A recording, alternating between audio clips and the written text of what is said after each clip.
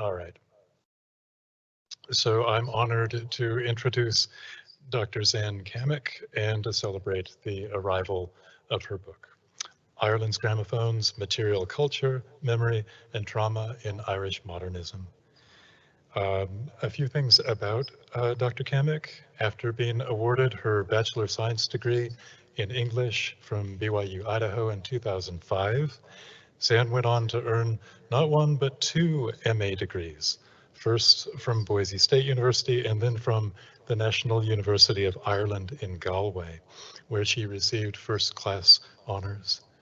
She did her PhD at Southern Illinois University, where she studied under Jane Dougherty, Mary Bogomil, Ed Brunner, and other esteemed scholars of modern European and American literatures. Dr. Cammack joined the Department of English and Literature in 2019 as a lecturer. I just have to say, I'm going to go off note for a moment and tell you it is an extraordinary, almost an inconceivable accomplishment to have produced this book, Teaching the Load, that Dr. Cammack has had. I just marvel here. As I told her last night, or I believe it was last night, I just had to go lie down after I read the long list of her accomplishments. They are fatiguing for me just to imagine. But here's a bit more. Among her numerous honors and awards, Dr. Cammack is the recipient of a Fulbright Canada Postdoctoral Fellowship in Irish Studies, the Donald E. Jordan Jr. and Willard Potts Jr. Award for Emerging Scholar in Irish Studies, and a Digital Humanities Summers Institute Scholarship from the Modernist Studies Association. She is the author of numerous articles and book chapters that have appeared or are due to appear soon. I'm trying to ignore my voice. I hate my recorded voice, but I'm getting a whole bunch of it here. They are, oh, good.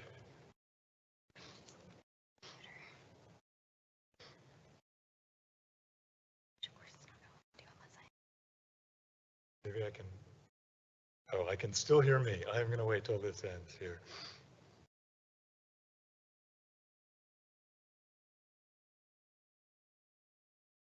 It's okay. I will cope.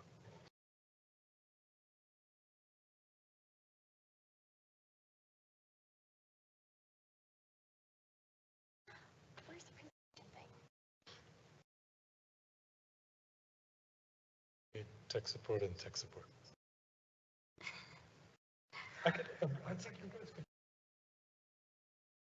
Well, if you don't talk into the microphone, they can't hear on the stream.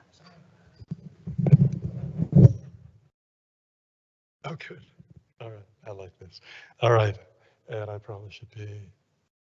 All right, you guys, I was about to tell you just where some of the places that she has published her research, and those include really extraordinary top-tier journals, including Modernism, Modernity, Irish Studies Review, and the James Joyce Literary Supplement. Dr. Cammack has published on, among others, Elizabeth Bowen, George Bernard Shaw, Lennox Robinson, Elizabeth Gaskell, and Jane Austen. And she is the co-host of The Thing About Austen, a podcast about Jane Austen and material culture. Her book, Ireland's Gramophones, is published by Clemson University Press. And as you will hear in a moment, it stems from Zan's work on late 19th and early 20th century Irish material culture. Dr. Cammack has graciously agreed to talk for about 30 minutes and then to allow about 15 minutes if anybody has questions or comments afterwards. So without further ado, Dr. Cammack. Thank you.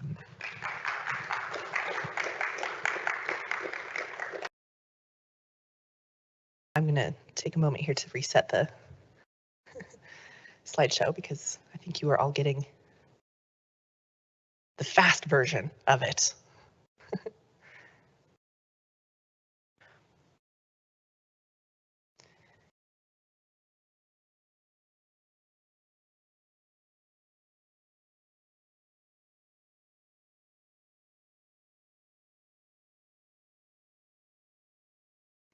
And now I need the tech support. We will muddle through. Okay.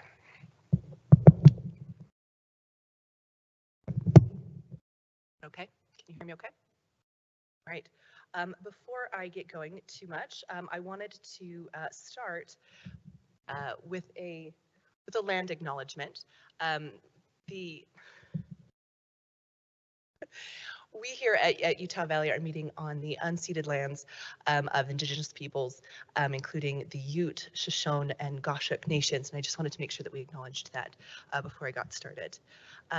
It's auto-playing. Okay, it's just very hyperactive. I don't know why. I think when you pressed presentation mode, I think you pressed the auto presentation mode.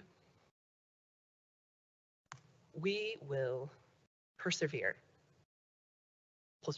We got it. We got it. Okay. Thank you, everyone, for being here and helping launch this book. I think I could spend the entire presentation thanking people, but I don't think that that's why you're here. But I just wanted to add to Brian's thank you to Betsy and to the department and for all my colleagues and friends and students, etc., for being here. I appreciate that, family.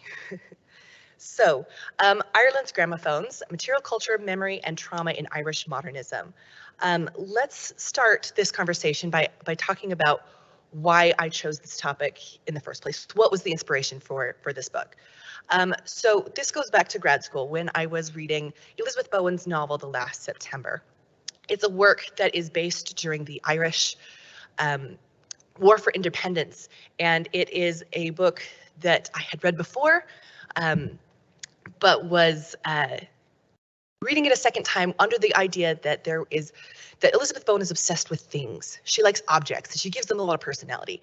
And so my dissertation supervisor, Betsy Doherty, she did actually say, okay, it would be interesting to read The Last September, thinking of objects particularly. And so as I was reading it for the second time, I was snagged by this particular moment that you see here on the screen where it says, a gramophone less in the world, it was not funny. There's a moment where the protagonist, Lois, is at a dance at an army barracks, and the gramophone crashes to the ground and it falls, and she has a very elegiac moment for this gramophone.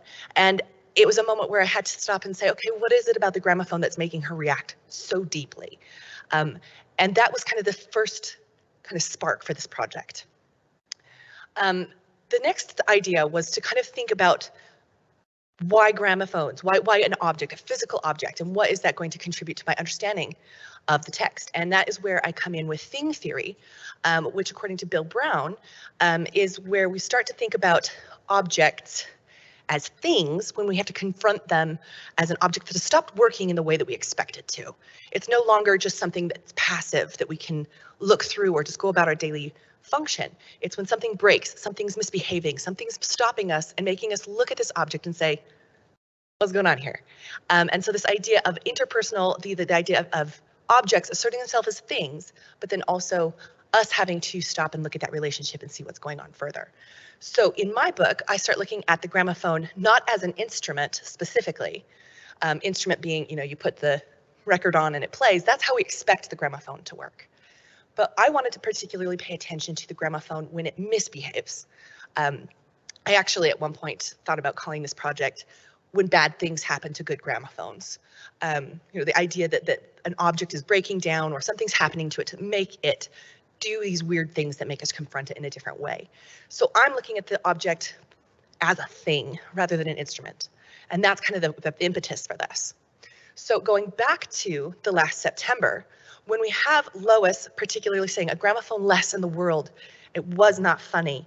This is where we are looking at the machine has broken, and Lois is defining her relationship to the object in an overt way that forces us to reconsider what the gramophone has been doing the entire novel.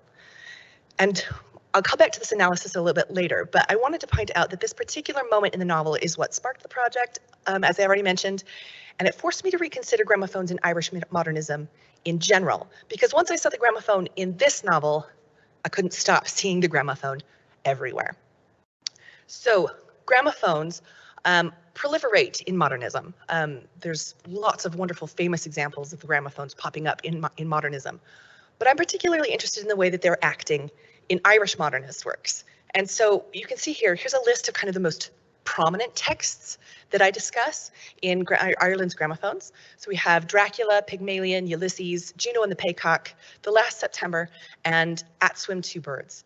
And in each of these texts, the gramophone is acting less like an instrument, like an object, and more like a thing. It's misbehaving in a specific way and asking us to confront it in that new context. So as a brief overview of what I do with each of these texts, I start with Dracula, which when you think about the violence of what a recording actually looks like, you know, the needle diving into a soft surface, that's really a lot like vampire fangs. And a phonograph recording, which is meant to record sound, is really just an undead orality. It's the idea that we have put a living moment onto a wax surface, and then every time we try to revive that wax surface, it's undead. It's being very vampiric. And so we have to think about that as a kind of trauma narrative as well, the idea of reviving a past event in the present and how traumatic that might be. In Pygmalion, the gramophone is actually gendered really strongly when Professor Higgins frequently conflates Eliza Doolittle's identity with the machine. Representation of female genitalia. And Eliza ultimately declares her independence from Higgins and the machine at the end of the play, though the afterlives of the play have tried to rewrite Eliza's gendered autonomy through that same machine. If you're familiar with My Fair Lady, for example, they always try to end it with the scene of her coming back and saying, "I washed my hands and face, I did," and it's putting her back into the gramophone. After in Shaw's play, he has said, "She's free, don't put her back in the gramophone." In Ulysses, the machine is described as a memento mori for the deceased in the Hades episode, as well as a highly sexualized object in the Circe episode. But most importantly, the machine gets its own voice, breaking through its own recordings with crackling noises and grating needles, making it clear that the gramophone is not just an instrument, but an agent, and it has its own voice. In Juno and the Paycock, the Boyles purchase, that's a family name, not a disease, the Boyles purchase the gramophone as a signifier of newfound wealth. They buy it as conspicuous consumption. But Captain Boyle also tells us that the gramophone, quote, wants dead silence, hinting at the violence, death, and scars of the Irish Civil War. The Last September, we'll discuss more in detail, but the death of the gramophone is a trigger for two very different cultural reactions to the trauma of sustained war. We see a British reaction and an Irish reaction. And in At Swim Two Birds, the uncle winds up a gramophone spring motor while describing fear of breakage in that part of the machine. He's afraid that when he winds up the machine that the spring motor is going to break. And this fear of wearing down and breaking the motor is a signal of war fatigue in the post-war generations. So I want to also point out that these are kind of the main pieces that I work with, but look at the dates. Why is this kind of related to gramophones? Not only are there fabulous gramophones in each of these works, but if we move on to the next piece, looking at gramophone technology's evolution, it's roughly the same time periods. Edison invents the cylinder phonograph in 1877. 10 years later, Emil Berliner patents the disc gramophone, which is the more popular and commercial success. By 1914, Decca advertises the first portable gramophone, and by 1940, the wind-up gramophone technology peaks. It becomes more electronic. Those dates also coincide with the political upheaval in Ireland. We have the Home Rule Bills, the first being in 1886. Second Home Rule Bill is defeated in 1839. But then we get 1914 to 1923 is what's considered the Irish Revolutionary era. So we have Home Rule is passed. Ireland is going to get its own autonomy, but that's paused because of World War I. During World War I, the Easter Rising happens. There's a rebellion against British rule. Right after World War I, we get the War of Independence, which is mostly a guerrilla warfare. Then we have the Irish Civil War. And then by 1937, the Free State, which was established in 1921, is overturned and it becomes a different country. It's no longer the Free State. We get Dáil Éireann taking over. So there's a lot of political upheaval happening at exactly the same time that the gramophone is going through its heyday. And that's why I think that there's a lot of distinctly Irish attributes about the gramophone. And that's why in these modernist texts, they seem to take priority. So now talking about the book particularly, I wanted to share a portion of chapter 3 because I think this is the text that is most overtly connected to what I did. It's the one that talks about the last September. So that's where the project started for me. So that's where I want to share it here in the book launch. So without further ado, let's kind of talk about what's happening with gramophonic violence in this era of Irish Revolution. Also, shout out to my colleague Adam Hanna, who said Gramophones of the Irish Revolution is a great band name. I chose to make it a chapter title instead of a band name, but you know, it's up for grabs. So, during the 1916 Easter Rising, Thomas MacDonagh led the 2nd Battalion to commandeer Jacob's Biscuit Factory on Bishop Street. That's what's pictured there. And that's nearly 1 mile away from the headquarters for the Rising at the General Post Office. During the week, the factory was largely ignored by the British forces, making tedium and tension warring factors for the volunteers. At some point during the week, according to volunteer Lieutenant John MacDonagh, who's brother to Thomas, volunteers discovered an old-fashioned gramophone in the corner downstairs in Jacob's. And the machine provided entertainment, but in the moment of absolutely delightful irony, the only record that they could find was God Save the King. So good, so good. You can't make these things up. And they made good use of it. As John continues, he says, when Tom MacDonagh and John McBride, who were leaders that were checking in on the forces, when they came to make their tour of inspection, it was put on to take the rise out of them. So they played God Save the King when their leaders came in. Good times. So there are a few other accounts from volunteers at the factory that also mention the gramophone as a central part of the volunteers' experience during that violent week. Earlier that week, Sean O'Casey witnessed the Irish Citizen Army and volunteers following Patrick Pearse, James Connolly, and Tom Clark to the GPO. He recalls a company of Trotton Lancers making their way to the GPO while people speculated that the Irish Republic was ending quicker than it began. Directly after this observation, O'Casey's narrative of the events shifts to someone observing, "Look at this fellow coming along with a gramophone. Hey, sonny boy, where'd you get that?" The gramophone, pilfered from a store window, signals the beginning of the looting of Sackville Street in O'Casey's version of events. So he sees those connected events. The rising starts, there's a gramophone. And gramophones were at their height of popularity and accessibility during the Irish Revolutionary era, which makes their presence during crucial events of the period relatively unsurprising. And yet, because of their cultural omnipresence, they crop up in unexpected places and descriptions, taking up space as more than a mere background information during events surrounding Ireland's near decade of armed conflict. From Jacob's Biscuit Factory to Sackville Street, the Western Front to Cork County Estates, the gramophone unapologetically asserts its physical presence and psychological parallels throughout these conflicts. While anecdotal references to the gramophone as a form of stress relief for the volunteers at Jacob's Biscuit Factory may initially seem inconsequential in the context of the larger conflict of the Rising, the machine itself was actually deeply encoded into soldier experiences of armed conflict by the time of the rebellion. The first truly portable gramophones were patented by Decca in 1914, and essentially that coincided with the breakout of the First World War. In Ireland, as well as other countries, advertisements for gramophones were often targeted to soldiers and for their use. The strategy was so ubiquitous that portable machines became known as trench gramophones. Decca, for instance, had no qualms about bolstering its connection between soldiers and gramophones as part of their advertisement campaigns, which you can see here. They have a lot of these. And a lot of their campaigns also focus on the machine's use in hospitals. So you can see the well or wounded connection saying, doesn't matter where the soldiers are, the gramophone's useful. And the connection to the hospital is particularly interesting. In 1915, the Dublin-based gramophone sellers, G. Butler & Sons, for example, advertised their trench gramophones as, quote, popular in the home as in the trench, billet, and hospital ward. These ads point to a specific connection to hospitals where the gramophone was used not only as entertainment, but actually as a form of potential treatment for shell shock.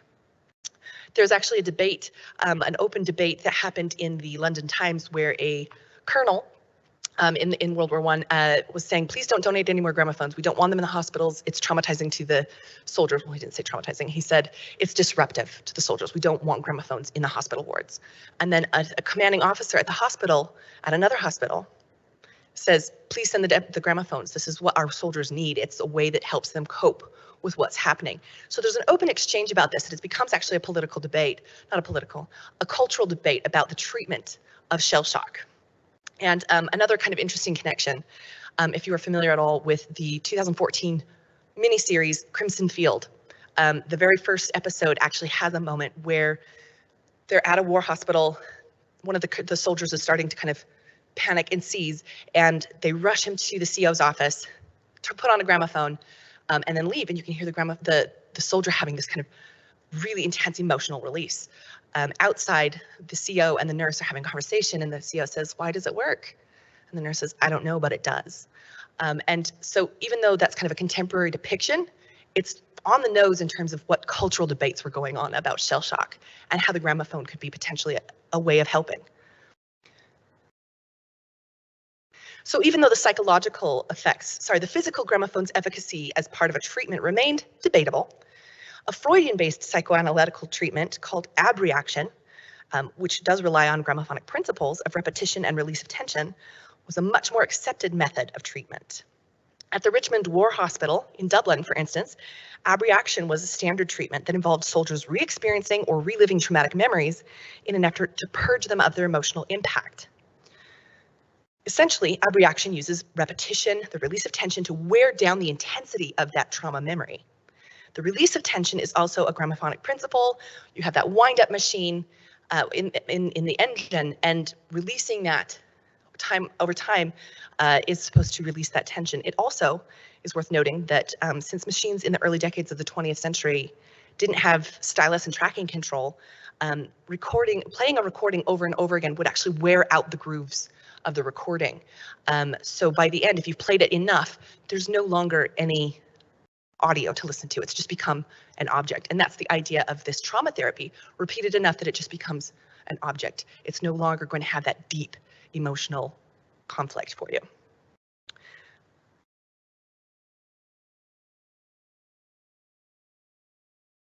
Oh, we've frozen.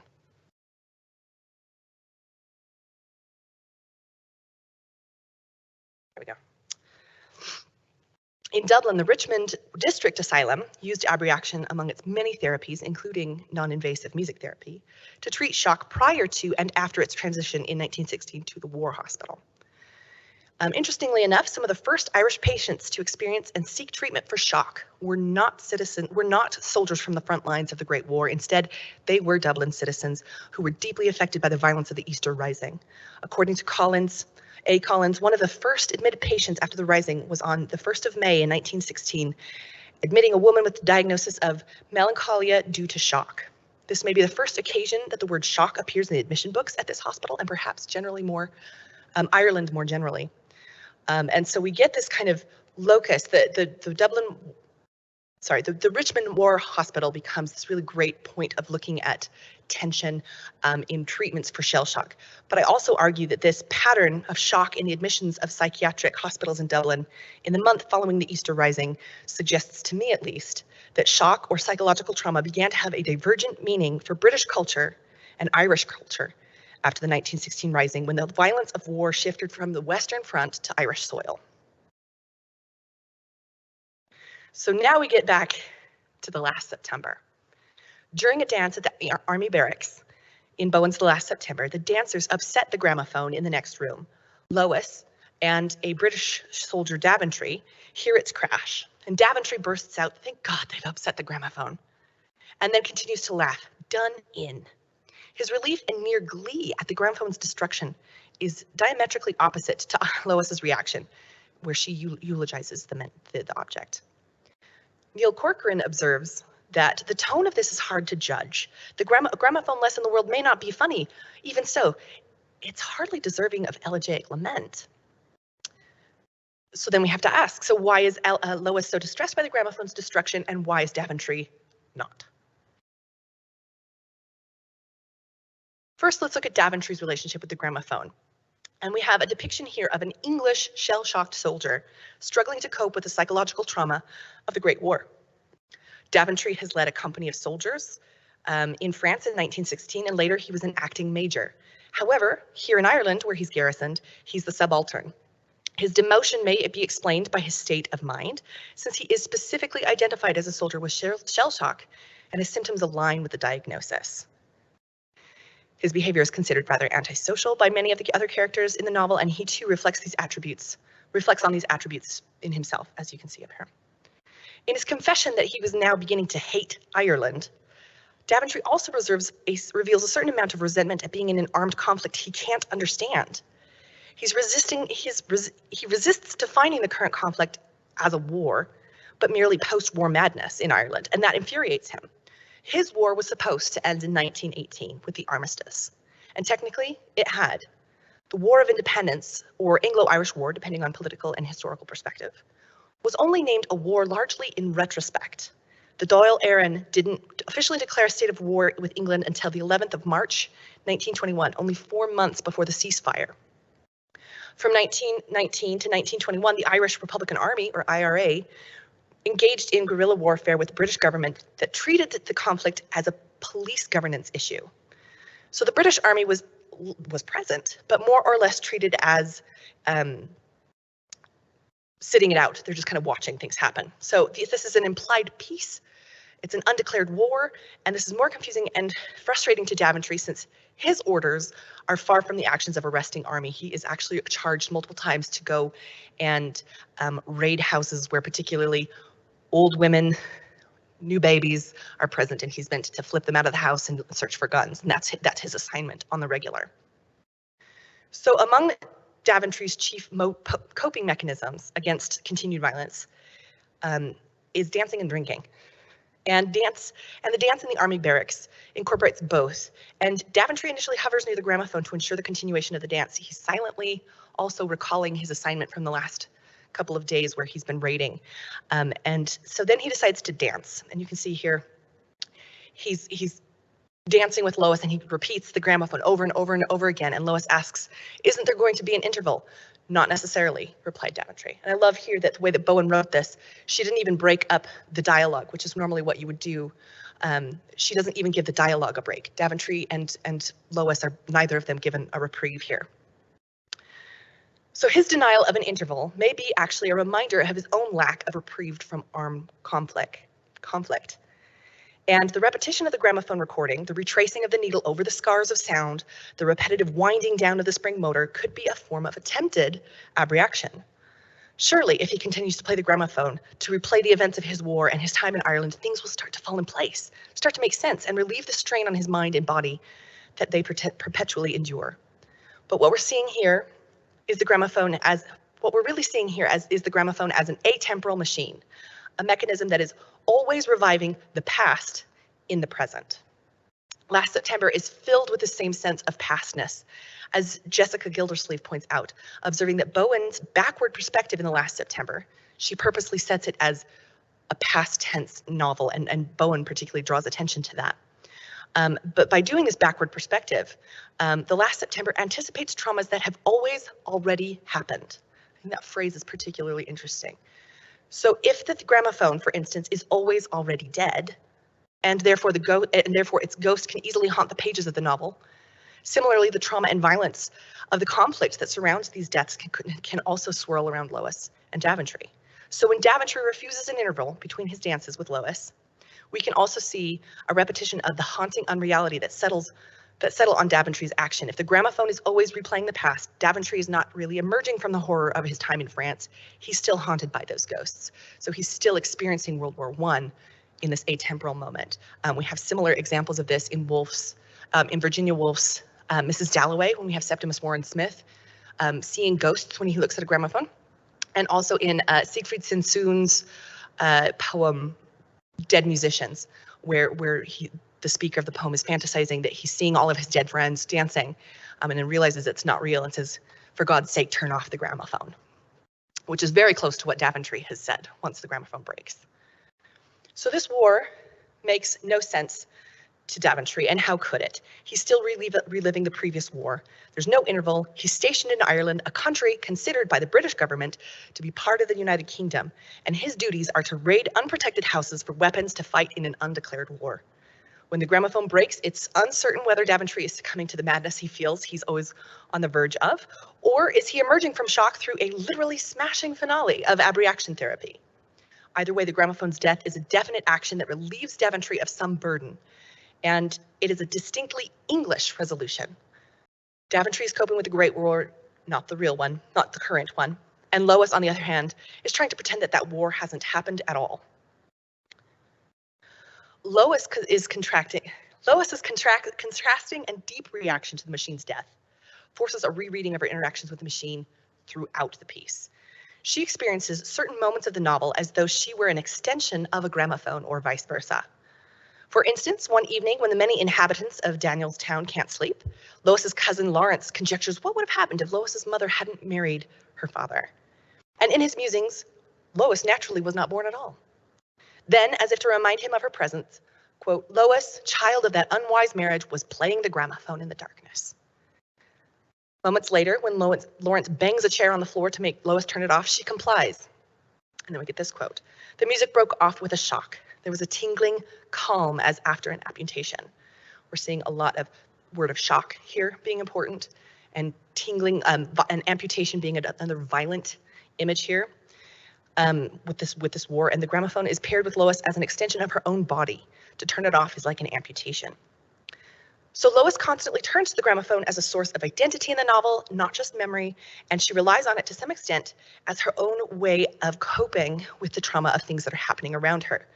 So the more she leans into that identity as a gramophone, the more we see how problematic that it becomes her prey to process violence when we know that the gramophone, as I said, is always already dead. Before the novel even begins, Lois is associated with the gramophone, since we learn early on that she and the British soldier, Gerald Lessworth, are dared to dance down the avenue together with a gramophone. They're followed by an unnamed person. The way that Bowen describes it, it almost sounds like the gramophone's just like bobbing behind them with nobody carrying it, which is very Bowen. But in the film, the 1989 film adaptation, we actually get this scene directly depicted, and we'll just see if this works. It might not.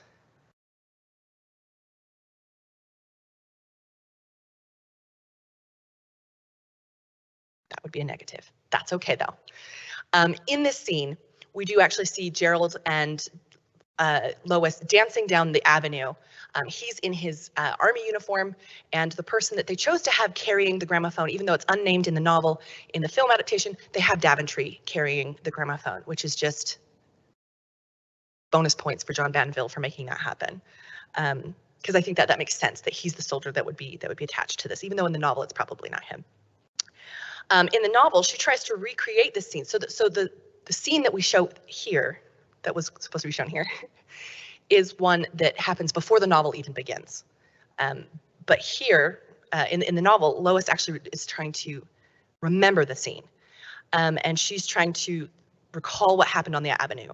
But when she's trying to remember this, she actually goes out at night to try and like relive the experience.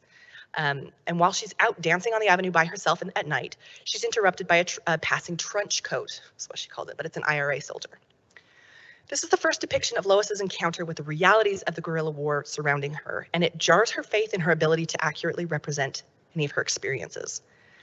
The purpose for this second dance on the avenue is for Lois to try and recreate and therefore reaffirm the memory of the first dance, reassuring herself of the fidelity of her own account. But the trench coat and the implied violence of the war exposes just how out of place, how out of context a dance down the avenue really is. Her memory cannot possibly be correct. The first dance, with an English officer out in the open with a blaring gramophone drawing attention to the event during a guerrilla war, is surely the height of folly. And the second dance, a woman on her own in the dark and a witness to an unknown Irish soldier's movements, is at least equally ill-advised. These overt intrusions of war and guerrilla tactics force Lois to confront on some level at least, the idiocy of those decisions. She therefore feels the inadequacy of her ability to accurately recall this information. And instead of going back to the house and telling people about the event, she kind of starts to close down. Despite her self-doubt, Lois continues to pair her own experiences of war with the gramophone. Another example occurs shortly after this when Lois experiences, she hears that an RIC barracks has been attacked, and then she immediately has this moment where she says, do you know what? While that was happening, I was playing my gramophone. So she's again correlating war with a gramophone use. And while some critics have read moments like this as a kind of distant and removed reaction from Lois, saying she's not coping with things or she's not even paying attention to what's happening, Bowen explains that Lois's seeming detachment is in fact a self-defense. Violence, Bowen writes, was contained in Lois's sense of life along with dance music. Bowen pairs violence and dance music played by the gramophone throughout the novel as compatible and even parallel components of Lois's life. Therefore, when Lois equates the violence of the burning RIC barracks with her own actions of listening to the gramophone, it serves as a signal of her processing that violence. So to return to the scene in the army barracks, just before the gramophone breaks, Lois is sitting with Daventry and he's trying to tell her something about Gerald. And he says, about our young friend, but then the gramophone falls and it breaks him and it cuts him off. And in the frenetic flurry of the moments that follow, her grief for the gramophone, her distinct awareness of Daventry's shell-shocked mind, and the whirl of people entering the kitchen, she becomes stuck. She tries to replicate Daventry's inflection of the aborted sentence without luck. So she's saying, our young friend, our young friend, our young friend. She's trying to capture that, but she's stuck in a loop, repeating the same phrase, and she's become a broken record in more than one sense. She's incapable of accurately representing the original event. The death of the gramophone in this instance reveals how deeply Lois relied on the machine as a prosthesis for processing violence and the conflict around her. She becomes remarkably withdrawn for the rest of the novel. Days later, she can't connect with Gerald during their final conversation. Spoilers alert. A conversation that's, and then she also, once she hears that Gerald has been shot and killed, she also can't speak about it. So Lois can't bring herself to talk to anyone about Gerald's death after this exchange. She leaves Ireland less than a fortnight later and abandons any attempt to confront the grief and violence of these events. So once the gramophone has died, she just kind of stops functioning. So Lois's abandonment of her narrative of war can be traced back to the death of the gramophone and her larger personal reliance on the machine. Perhaps it's because Lois is unable to tell her story during the last September of Anglo-Irish existence that we can understand the belated nature of the narrative structure. The novel emphasizes the pastness of the story even while we read it. Gerald is always already dead, and Danielstown has always already been burned. Similarly, the Anglo-Irish are always already anachronistic and obsolete in the Irish Free State from the 1929 perspective from which Bowen is writing. The last September is perhaps even her own belated assimilation of trauma narrative for this particular war. And the gramophone draws attention to the violence of the war and Lois's solipsistic trauma narrative. She has witnessed guerrilla tactics, Irish violence, English impotence, and she remains unable to voice these experiences. She doubts her ability to effectively replicate her experience with absolute fidelity in a linear narrative. In this light, Lois's elegy for the gramophone seems entirely apt and maybe even entirely understated. The death of the gramophone, one less gramophone in the world, is definitely not funny. It is the only object capable of playing Lois's trauma narrative of the Anglo-Irish War, and it is always already dead.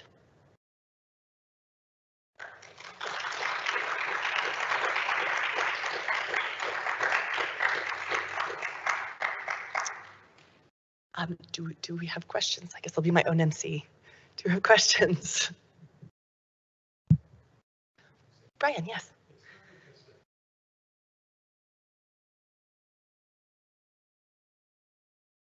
Thank you.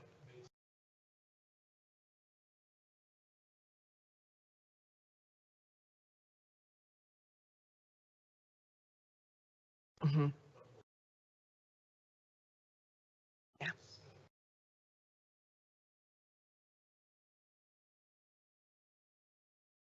Mm-hmm.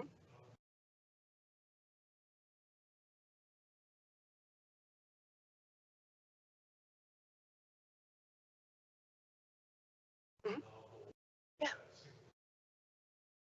Yeah. I think, yeah. So in case you couldn't hear, Brian's asking if there are other technologies that are being responded to essentially in the same kind of way, even these new technologies in different contexts. And I would say that the gramophone is fairly unique because it has this kind of quasi-human element to it, because it can do the voicing as well as acting out, like it's an actual moving mechanism. It's kind of different. So for instance, one of the best examples of this might be in Brian Friel's, Dancing at Lunasa. In Brian Friel's Dancing at Lunasa, we actually have Jerry is a figure that comes in, and he's a gramophone salesman. And he's kind of trying to sell his gramophones, and he's making it sound like it's going really, really well. It is not. And then we have the Mundy sisters, who actually have a wireless set.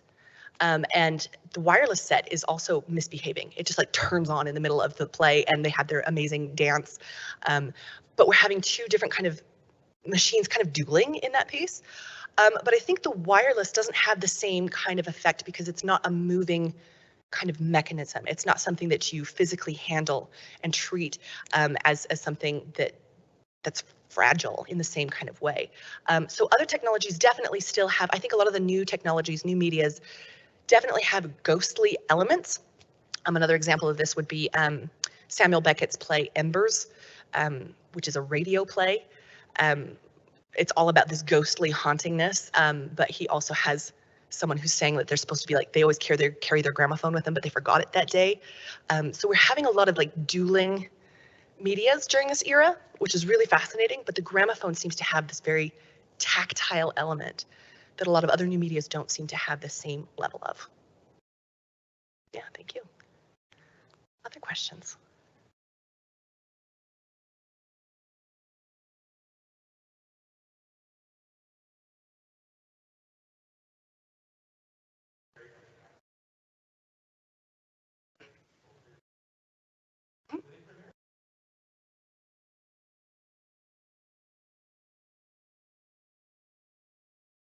Sure. Yeah, great question. So for those who couldn't hear it, it's were the gramophones being used just to play records, or were there voice recordings? How was it being used in these war hospitals? And we actually have mostly records being played, not necessarily like personal recordings. That's more of a phonograph thing, which is a really kind of interesting distinction, right? Edison's phonograph has the cylinders that are meant to they're meant to take down dictation. That's kind of their intention.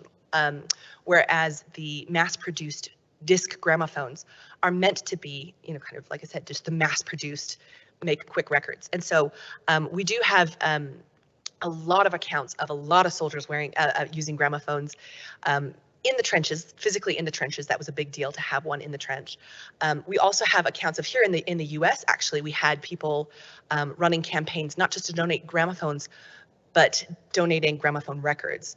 There was actually like campaigns to like donate your duds, the ones that you don't want anymore, donate those to the soldiers. And so we're getting a lot of those records being played there. And when it comes to the hospital, a lot of the time there were actually, they call them gramophone recitals, which I find is just a delightful concept, where it's like you get people in a room like this, and it's like, and now I will play Bach, and you come and listen, and the person at front is trying to get the stylus just right or whatever, and that was kind of what would happen also at war hospitals. A lot of the times they would have like, it's our afternoon gramophone recital, and they would go and sit down. But it also could be played in these kind of different contexts as well. Knowing that there was this kind of connection to gramophones, particularly in the Irish context, we do know that the Richmond War Hospital did have gramophone recitals. So we know that there was kind of a constant use of them in at least that context.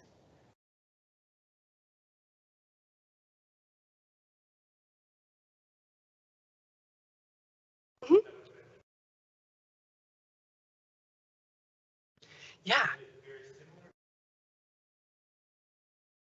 That's a great question. In the first chapter of this book, I talk a lot about the phonograph and the way that particularly Irish culture used the phonograph as a way to collect Irish folklore and folk music specifically.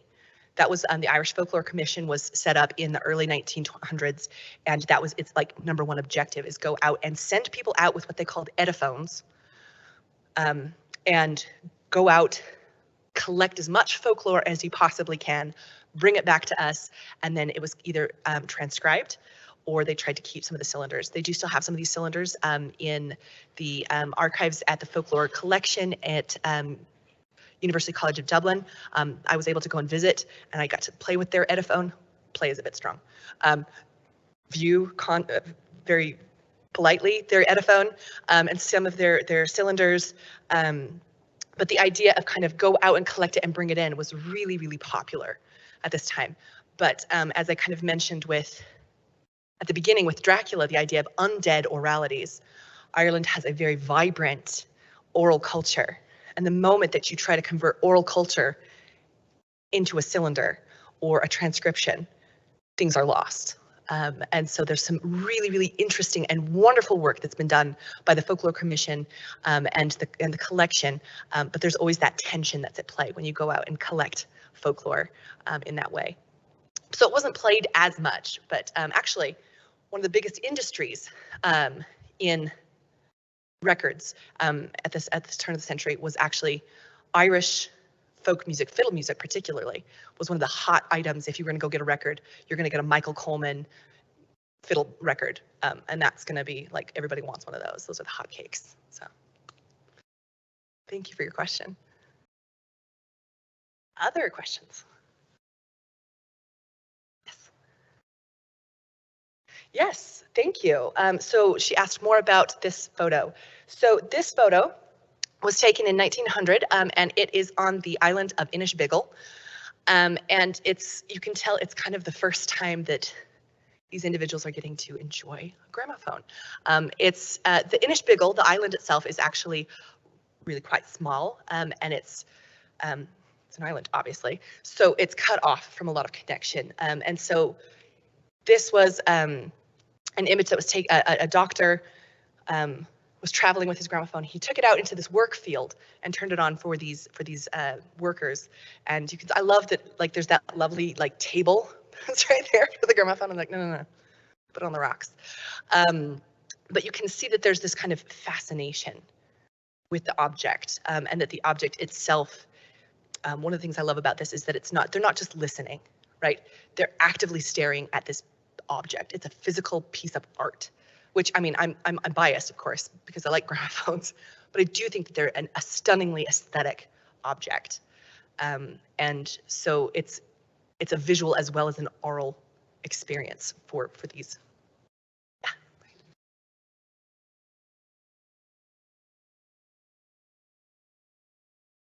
Yeah.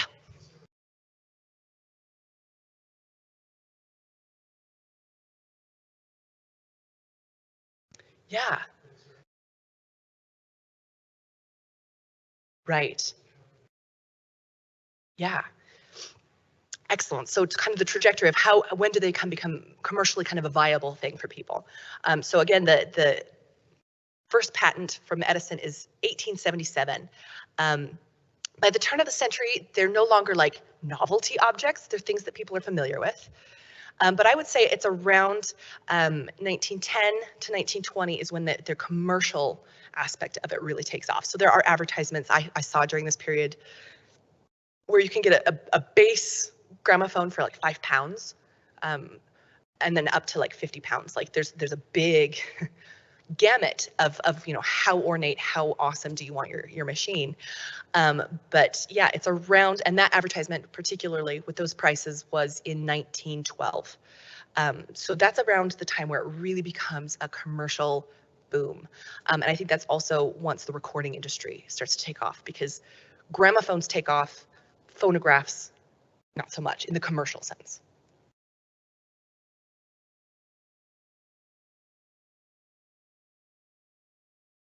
Mm. Yeah. And it should be pointed out that, I call this Ireland's gramophones, but there weren't any big manufacturers that made gramophones in Ireland. Most of these gramophones would have been coming from England, from companies like Decca or His Master's Voice. His Master's Voice, the one with cute little Nipper, the terrier, staring at the machine. And that's kind of where those machines are coming from. So yeah, you get those big industrial hubs, and that's kind of where you're going to be able to find them. What's really interesting too is that, like in this picture, you also realize how communal gramophones can become. So there are accounts of like a village gets a gramophone. Technically it belongs to one person, but it's like, no. that is the gramophone, and we're all going to share it, because it becomes this kind of communal moment. And I love that that's also somewhat unique to Ireland, that the community use of it is pretty specific, whereas, you know, again, the more commercially viable you are, the closer to industrial centers, the more privatized they become. But that communal element is really a lovely, culturally specific moment. Yeah. Yes.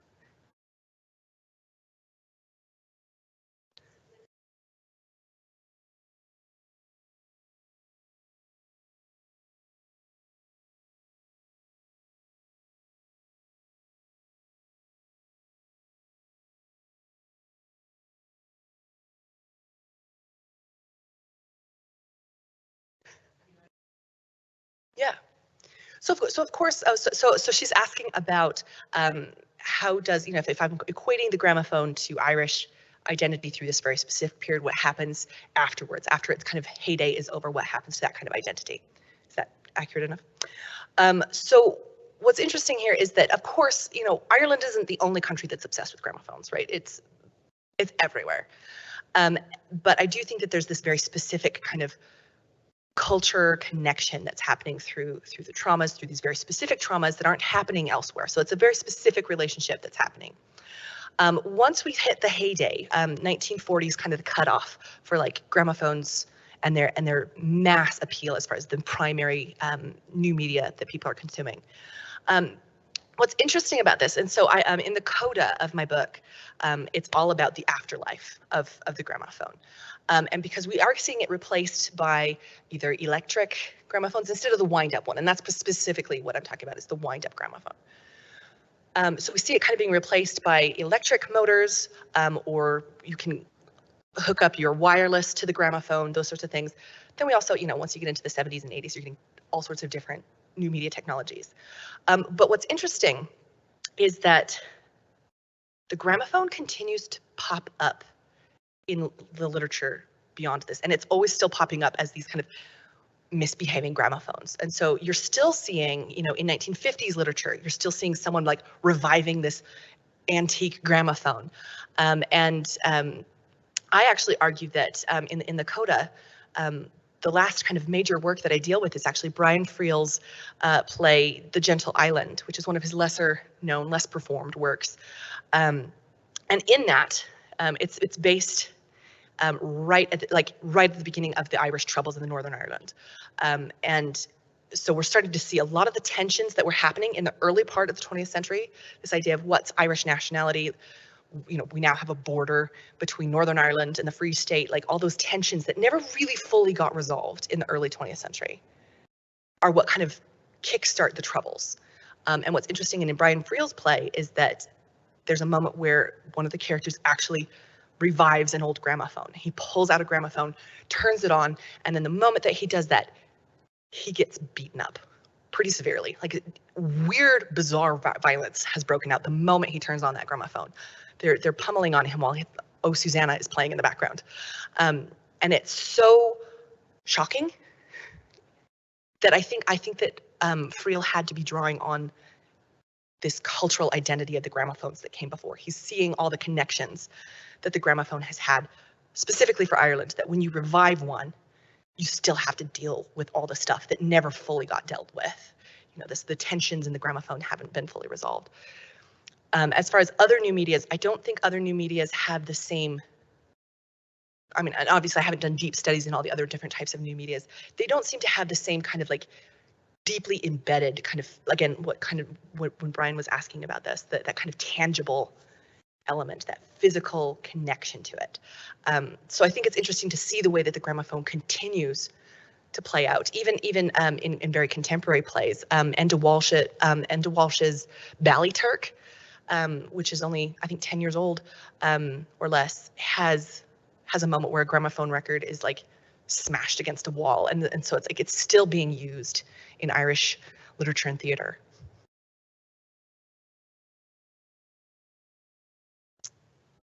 Other questions? I don't know how long we have allotted for this.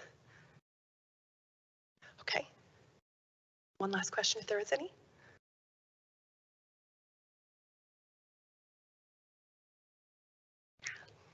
Thank you. Thank you.